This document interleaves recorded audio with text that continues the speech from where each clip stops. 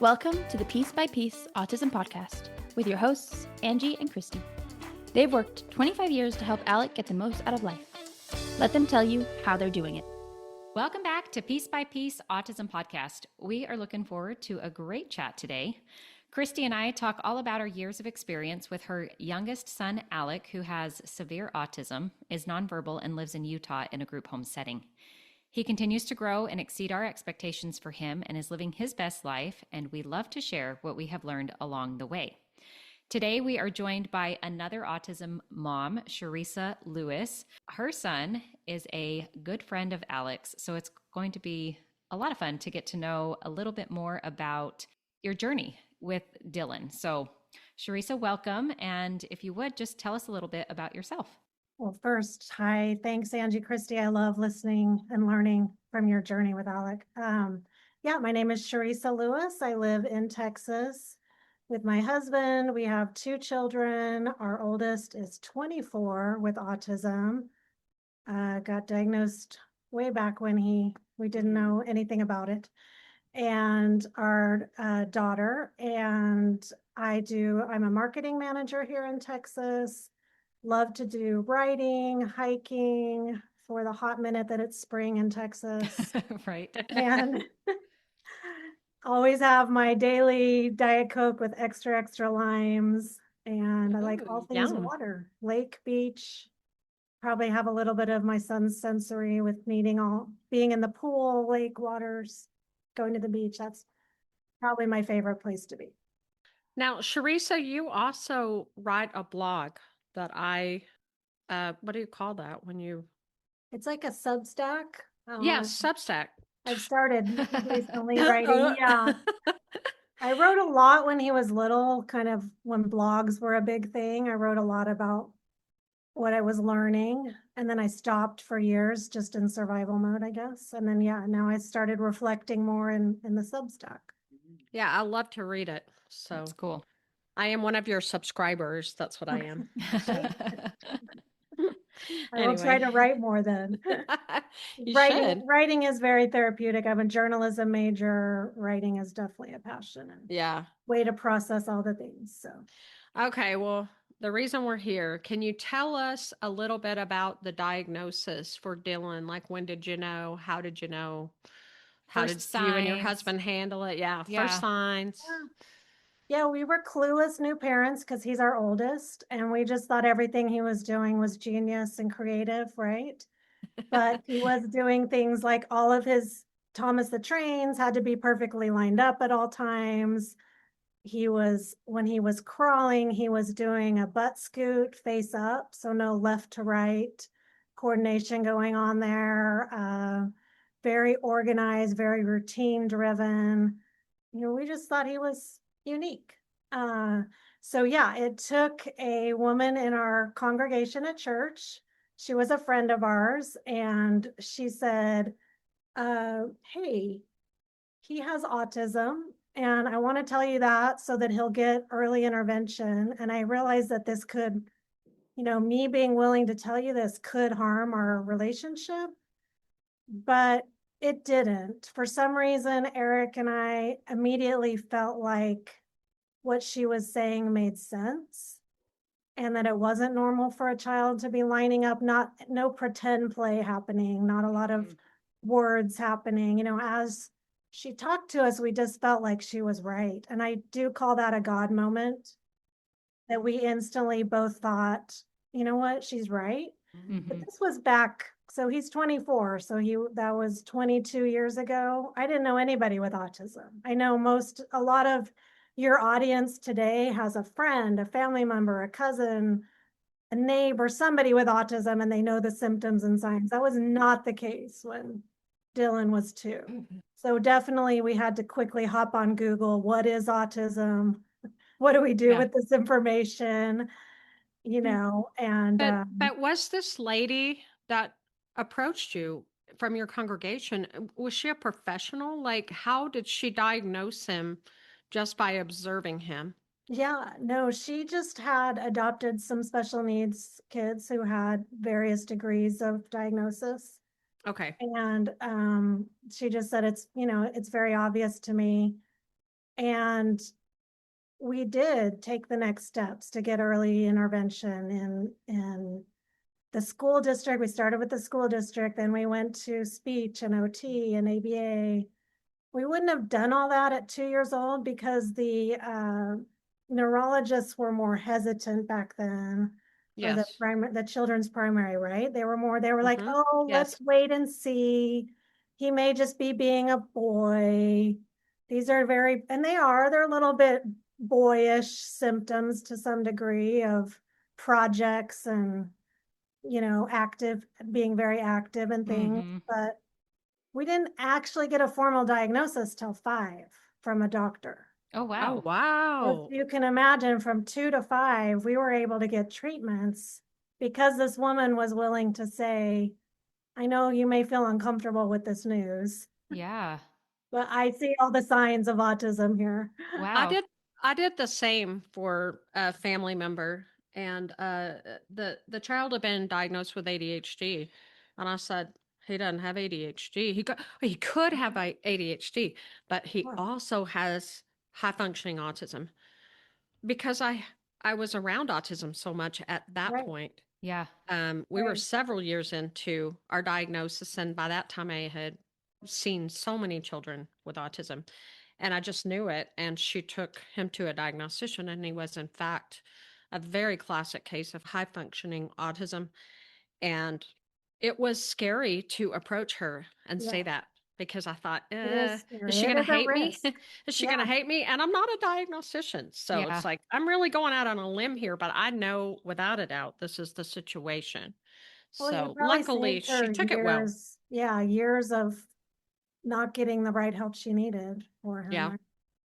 Yeah. Yeah, I mean, I appreciate that she said, I realize this could hurt our friendship, but in Yeah. the end, it was very much appreciated. Yeah. Definitely. What did you do then, therapy wise? Like, when did you start? Did you not? But you said you started therapy So we did early the on. early childhood intervention through the school district. We were in Okay. Washington, D.C., and we were living in Virginia, and their early child intervention was actually really good. So I put my nonverbal 2-year-old on a bus because the transition from me dropping him to the school wasn't working. So I put my nonverbal 2-year-old on a bus Oh my gosh. with a lot of Sharpie labels on things. And I hoped he Oh, returned to wow. me at the end of the day. Again, this was my first child. So it took a lot of courage. Wow. Yeah. Wow. But he thrived under the routine. So from like 9 to 12, he was in the early childhood. Then he would come home and we would immediately start speech therapies, occupational therapy, and ABA therapy. We even did later on some eating therapy. He thrived. He loved all the tight schedules and routines and, you know. What did you think was most beneficial when you first started out? Like the first 4 years? The first one that comes to mind, honestly, is getting an understanding of his sensory needs. So occupational therapy, because I didn't know, for instance, I thought he was just being a brat when we'd go to church, but really the microphone was way too much for him to process. Yeah. Things like that. Like I just didn't know, or we couldn't go to like a Costco or a Home Depot because the overhead speakers would just put him into flailing. So really understanding his auditory and getting him some of that auditory processing help. Yeah. That the beginning was a huge help. Did he develop speech as a typical child would at 2, or? No, definitely not. Okay. Okay. Maybe one word here or there, But but not now using it to get things that he needed or functional use. I've had some fun conversations with him, but would you consider his speech Fun is a now? good word for it. And so is my son. He texts my son on the He regular. My does. my son, who texts doesn't have autism, Yes. and he will text the most random funny things, and my son loves going back He and has forth a with him. very But sarcastic, funny sense of humor. So don't think that they can't tease, right? yeah. Yes. Oh yeah. Yes. They can Definitely. tease you. They Definitely, can whether tease they're you verbal good. or not. Yeah. But Yes. would you 100%. consider his language now completely functional?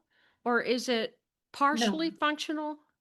No. No, we're talking in very prompted 2 to 3 word Scripted, sentences, right? scripted. Scripted, a lot of repetitive. It is like I remember when he was 6, maybe he had to have a cyst removed above his eye. At that point, we had maybe 2 words, and he turned to the nurse and grabbed her arm and was like, "Don't touch me," right? And we were like, "He speaks." So then we were kind of mad at him because we're like, "You can speak? You have to have a needle at you to speak?" Dire circumstances. So yeah,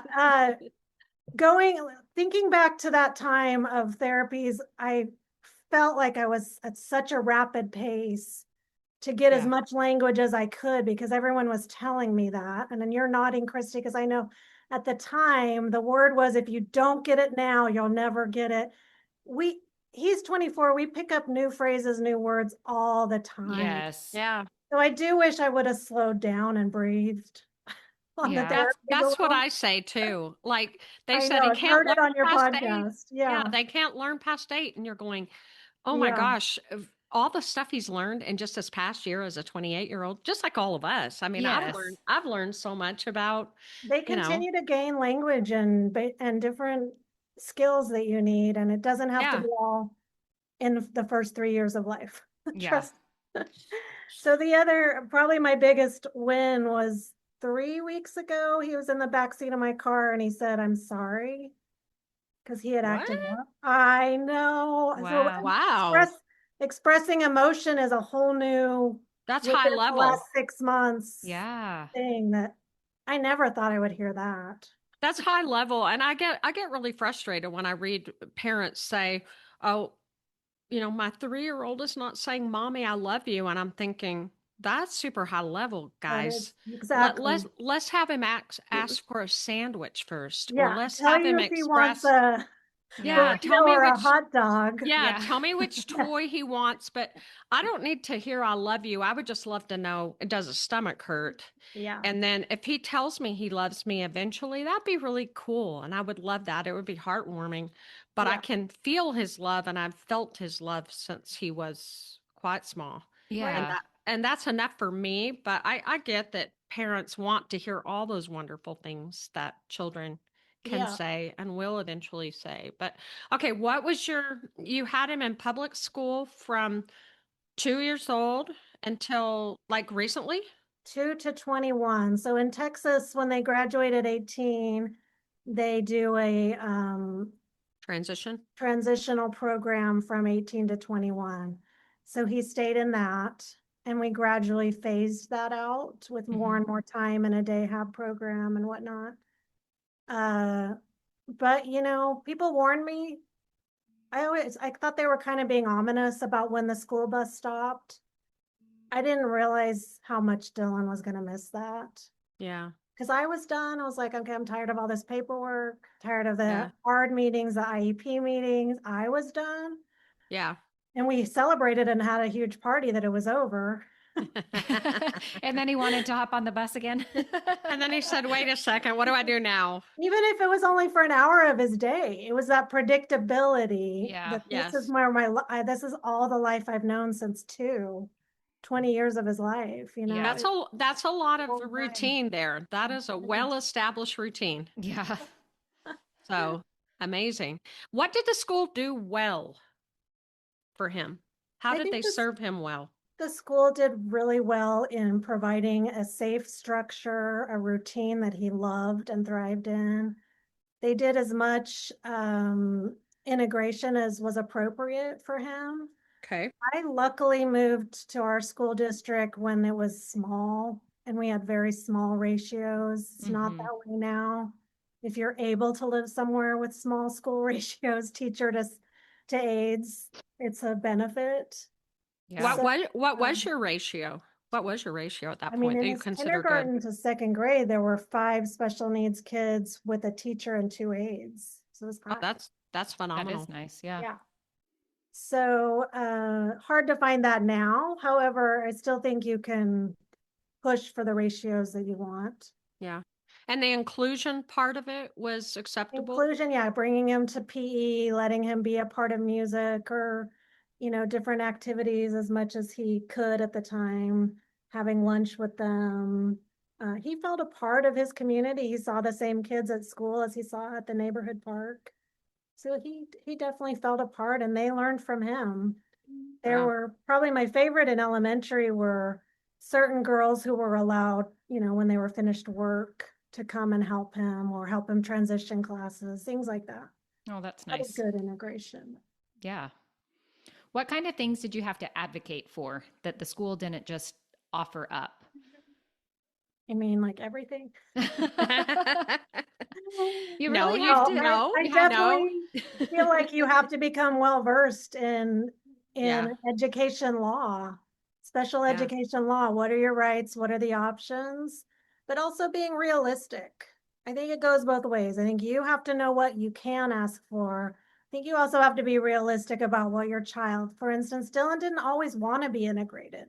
Mm-hmm. Yeah. Wanted to be in the sensory room for an hour, or he wanted to be, and being okay with that is, I watch a lot of parents want them in full integration, and I'm like, I don't know that I could even do a full day of school sensory wise Yeah. without Yeah. needing my quiet room, right? So I the think things we're asking of them, I think you need to be realistic with the school too. yeah. That's good Yeah. perspective. What were your biggest challenges with Dylan as far as like behaviors, anything that was difficult for your family to, deal with? Our two biggest challenges, one, he's a project guy to extreme. So if there's a broken outdoor light and it's almost midnight, it's got to be fixed right now. And he's Okay. going to start doing it.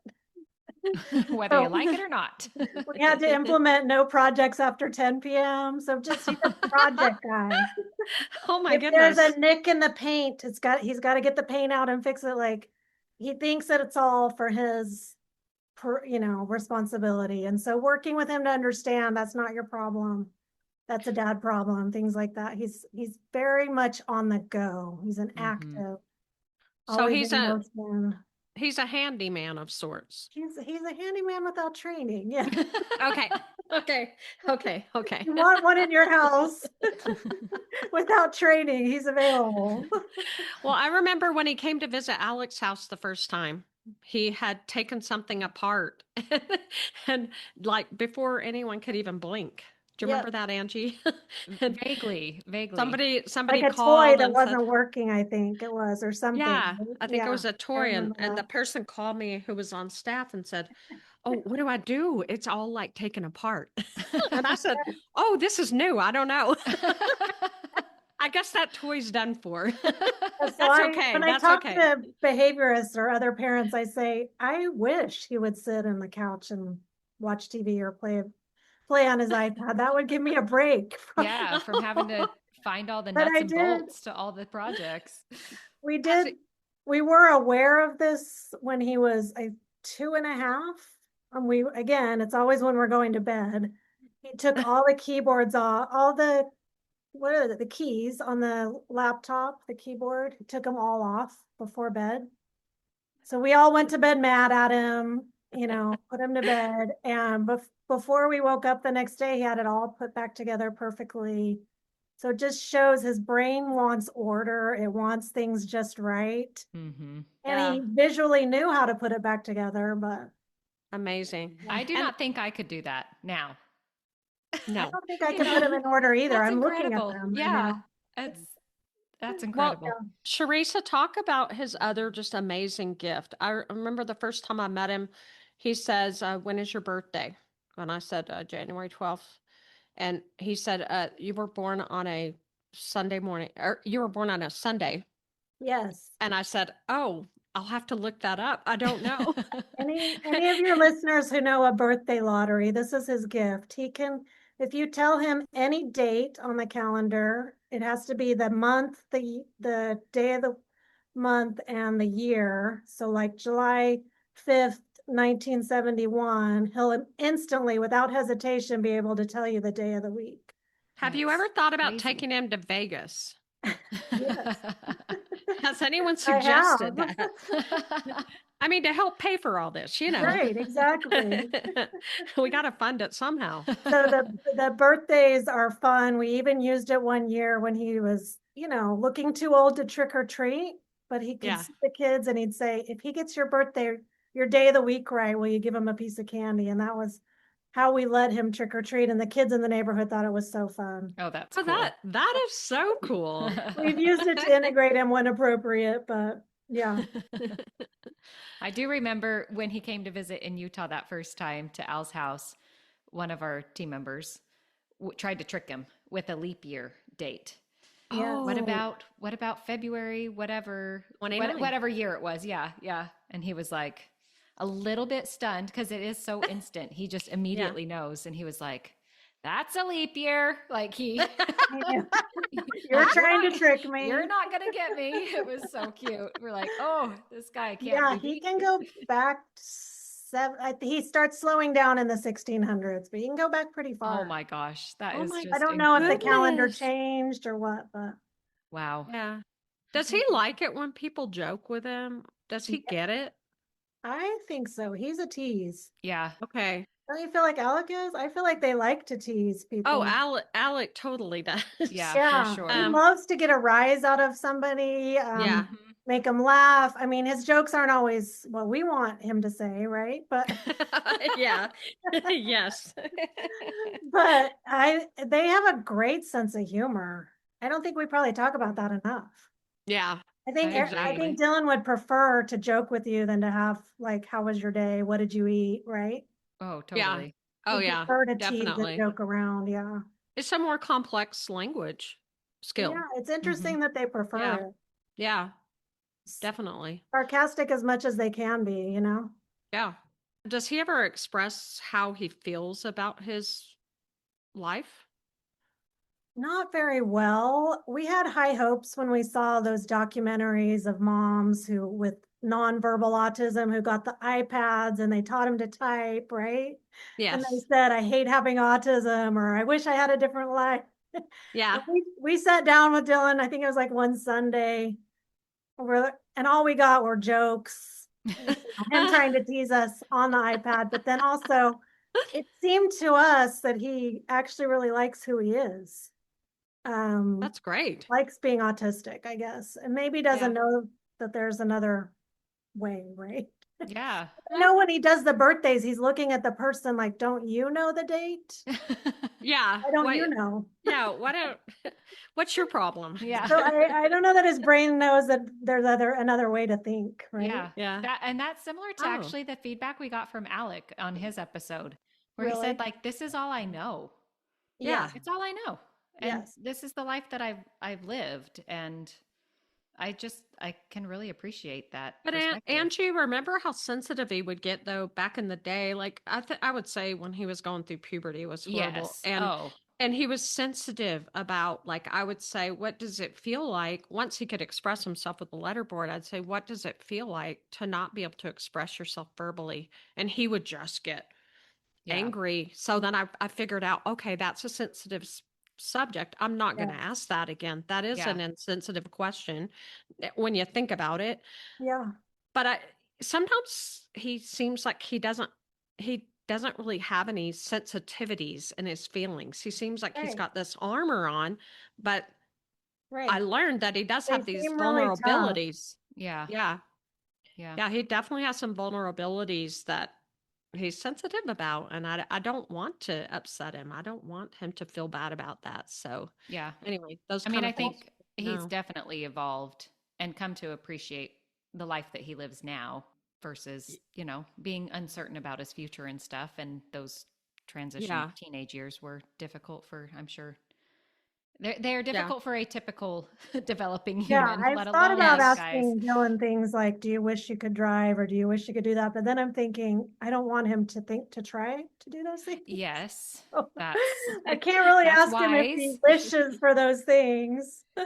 We're not opening when that I don't can want of him to go worms. turn the car on, right? Yeah. Oh my goodness. We wanted to ask and see what kind of info you could share or feel like sharing with our audience about government waivers. Yeah, let me give a little background here. So we moved here from Virginia when he was 5 to start kindergarten.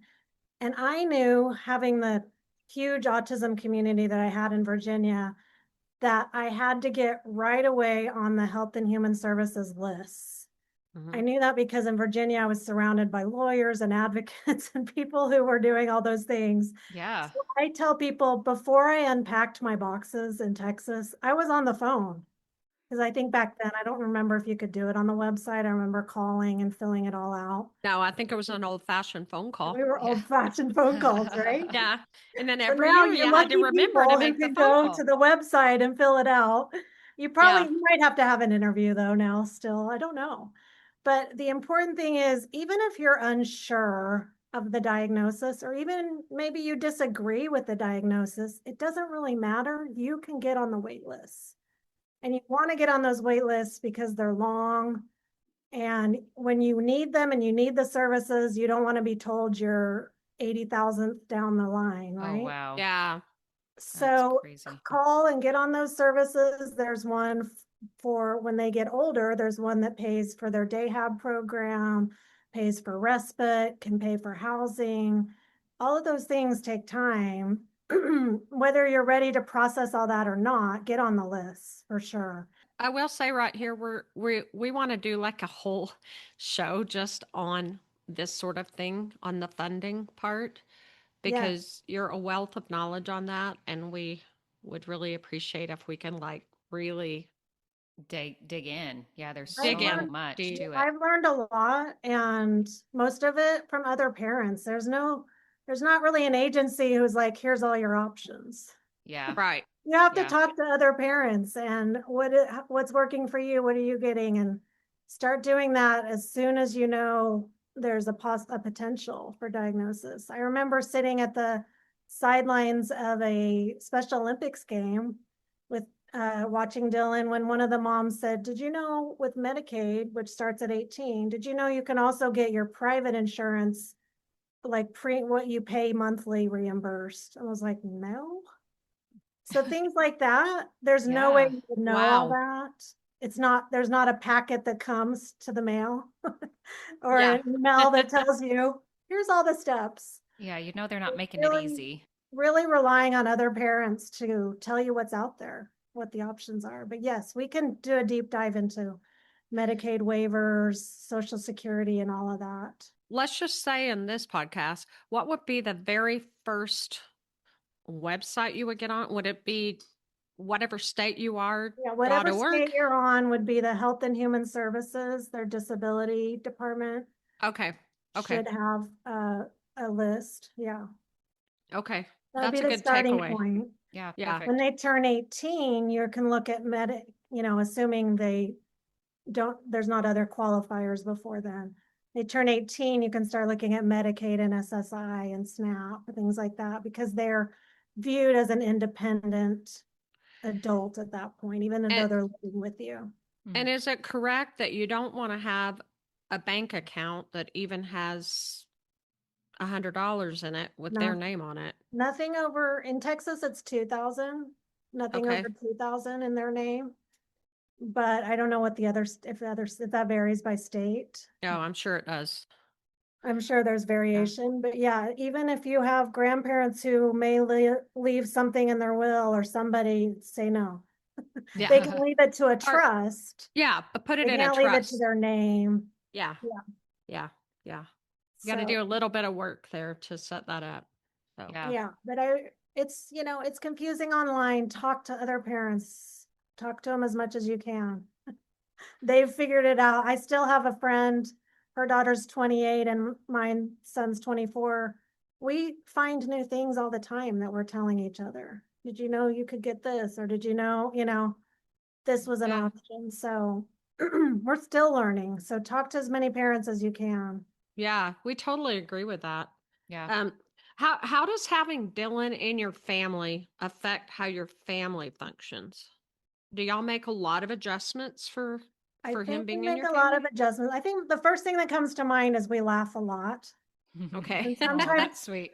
That's and good. sometimes people are like, is that even funny? You know, an outsider who doesn't know us. We use a lot of laughter to cope with autism. It is hard. It is definitely Yeah. days where, never mind, we're not going to that outing right now, or we had a birthday party planned and he's not wanting to celebrate today, you know? Yeah. So Yeah. there's always adjustments, and we've just learned to do a lot of laughter. I say, you know, whenever my daughter has a new boyfriend that may be surprised by the sarcasm that we take forth, it takes them a minute to understand this is our coping skill, okay? Yeah. Yeah. If That's we so don't get to sweet. go to that event and we paid $200 per ticket, all we can do is laugh, right? Yeah. And If be not, we're willing. crying in the corner. So Yeah, and Yeah. just be willing to change your plans. That was a really hard thing for me to get used to because I think I have a little spectrumy in me. I think we all do a little bit, but Yeah. like that was so hard for me to get adjusted to. Is like having to change your plans on a dime because your child can't tolerate or what whatever your you're Easter doing. looks like or what Christmas looks like. Exactly. We finally figured out Dylan actually wants, no surprise, functional project things for Christmas, like a vacuum, a mop. Last year he asked for a mop. Oh my gosh. And so just changing my expectation that it doesn't have to be a fun toy. He Yeah. wants to wake up on Christmas morning and have a new technology mop, right? So Did he want one of the Tyneco ones or did he want like a spin mop or what a did he spin want? mop, yep, one of the spin ones that you can like put in the bucket and it spins Oh dry. yeah. Yeah, Nice. lots. Yeah, those are cool. That's I think great. I've used it more than him, I will admit. But hey, it was his Christmas and not my Christmas. So. Yeah. Yeah. Yeah, just adjusting your expectations and being super flexible. That's a tricky thing. So that's Uh-huh. nice. You can laugh as you go. Yes. How has Dylan having autism been difficult for your daughter? How has she handled You that? know, different phases of life, right? I remember one time when she had it all planned out when she was maybe in grade school, that she was going to have him live on a hut in her Hawaii house, you know. Other Love it. times where she's very clear, like, this is your problem, mom and dad. I'm not going to Yeah. deal. I have my own life. And I Oh, just think it comes and goes in their life, different phases. And Yeah. we've been okay with whatever that looks like for her. You know, processing life as his sibling. Definitely, there were definitely times we could have done better at having an aide in place to go somewhere, even if he couldn't leave. You know, it's hard to do, easier said than done, right? Yeah. yes. Yeah. But Can't definitely think of things, everything. yeah, definitely things we would have done in hindsight. And like there were times I had her go to that, what is that, sib shops where siblings get together and talk about it. And there were Oh, times where she was just not interested, different phases where she's like, I don't want to talk about that right now. I want to be with my friends, right? Yeah. yeah. So it's just, it Yeah. kind of depends where they're at, I feel like. Where was the sibling shop that you? The Sib Shops was in middle school and high school. It's a club nationwide, Sib Shops. And they get together and they'll talk, but maybe they'll be doing art about draw me your brother's strength or Oh, okay. tell me something, you know, silly your brother can do. And they'll talk with other siblings of special needs. And Mm. honestly, it was hit or miss when she was interested in being in that club. Yeah. Yeah. I mean, it Sometimes they has to. don't want it to be their identity, right? Yeah, it has to be her choice. Yeah. But it's nice that they had that support there if she wanted to call on it. It's super nice. Yeah. Yeah. That's great.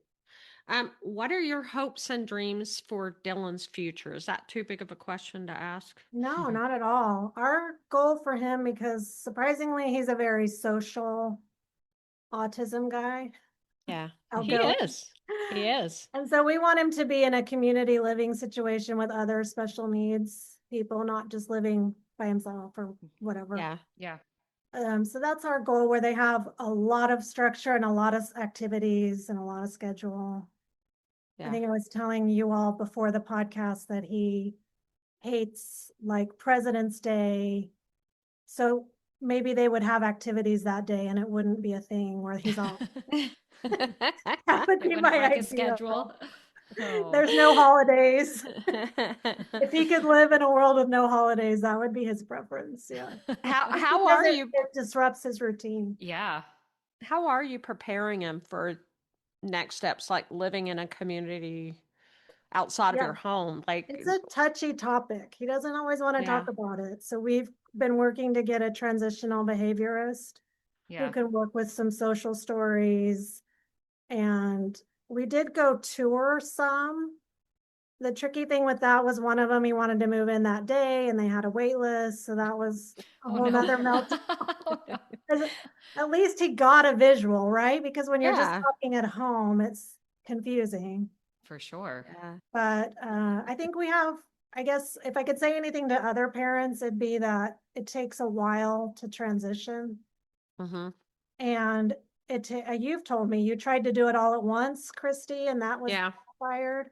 I can definitely see that we're in the 3 to 5 transition. Yeah.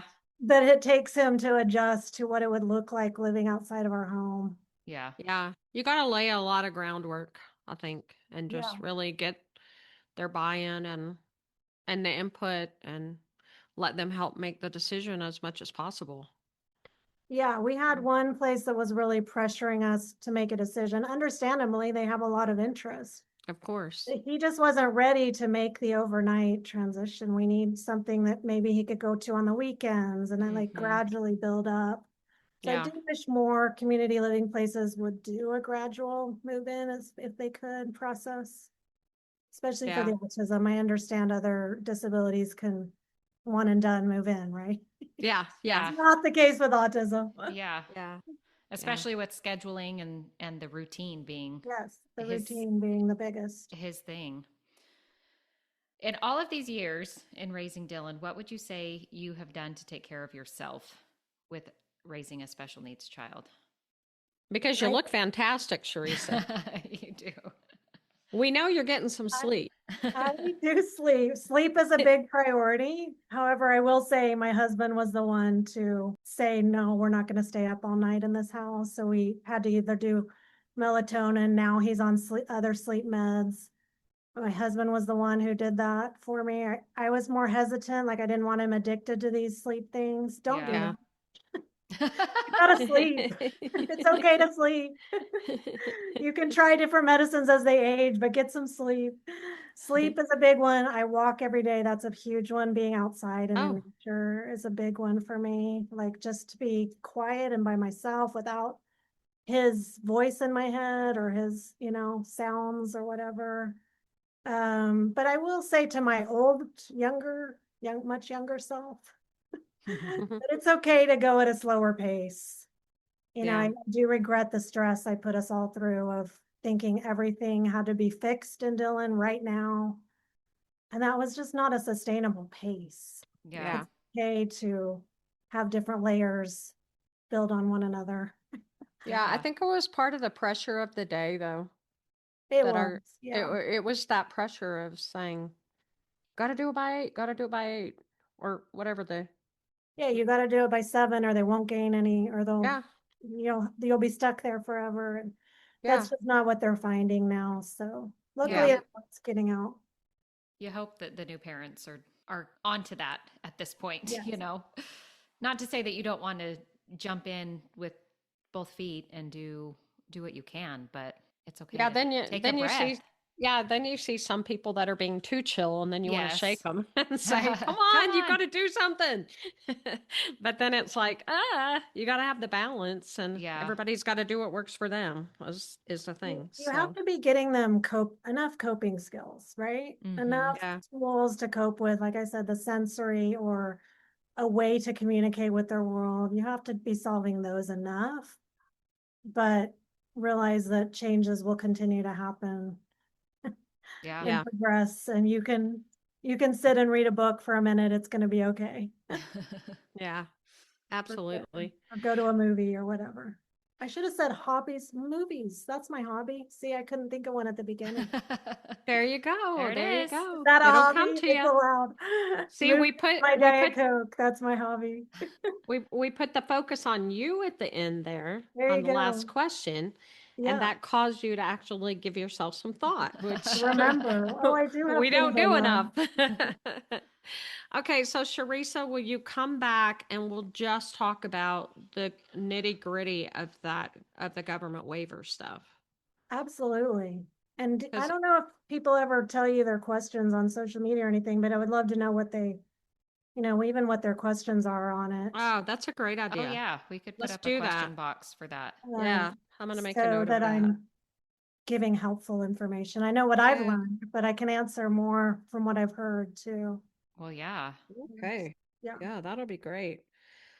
Yeah, I find it so confusing. It's so confusing and it takes a lot of time and attention to figure it out. And when someone talks to you about it who knows a lot about it, they use so many acronyms that Yeah. I'm stopping them within the first sentence and saying, okay, you use 3 acronyms in that sentence. Can Yeah. we does that stop mean? now? Can we stop? What was that first acronym? And then they're Right. just looking at me like, oh, this is going to be a long conversation. I said, yeah, my husband recently was like, I really need to know more. I need to follow his treatment and care better, from medicines to agencies to all of it, right? I Yeah. think in the first 5 minutes, I could tell he was like, never mind. He was he was glazed Just over. kidding. I'm gonna go back to work now. Yeah.